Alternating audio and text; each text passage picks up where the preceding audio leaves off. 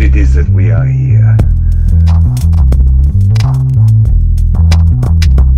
O faithless and perverse generation, how long am I to be with you and bear with you? Not long, but I want to say thank you, Yahweh. Thank you, Yeshua Yahweh, for teaching us the way.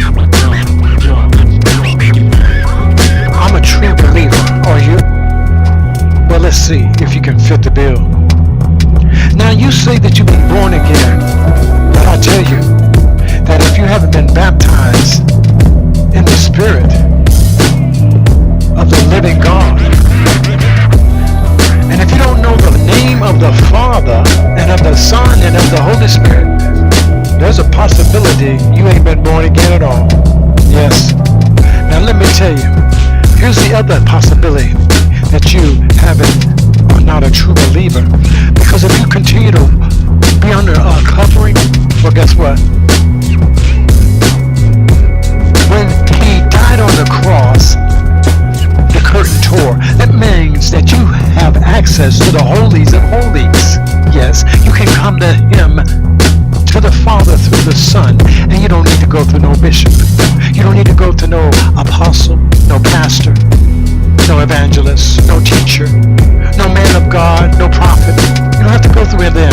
They're only there to help you understand and get a little closer relationship with God.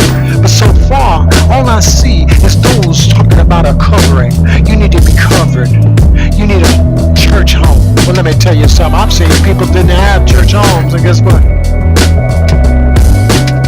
They weren't allowed to take part. They couldn't even get a funeral from that pastor or that bishop because they weren't a member of that church or this church. Well, guess what? As a believer, you don't need any of that. You can get all that you need just as a believer because God is God. Yes, and that's what I'm talking about, being born again. Being baptized means not to be baptized in the water, but to be baptized in the Spirit of the living God. You see, the living God. I see out here I'm talking about it. You need to speak in tongues. You should be doing no. If that's what you're doing, guess what? And there's no translator, then guess what? You're out of order. All of you bishops, all of you prophetess and prophets, and everyone that use speaking in tongues with no interpreter, you're all out of order. Let me tell you. I'm here to tell you. But I'm talking about the believers now.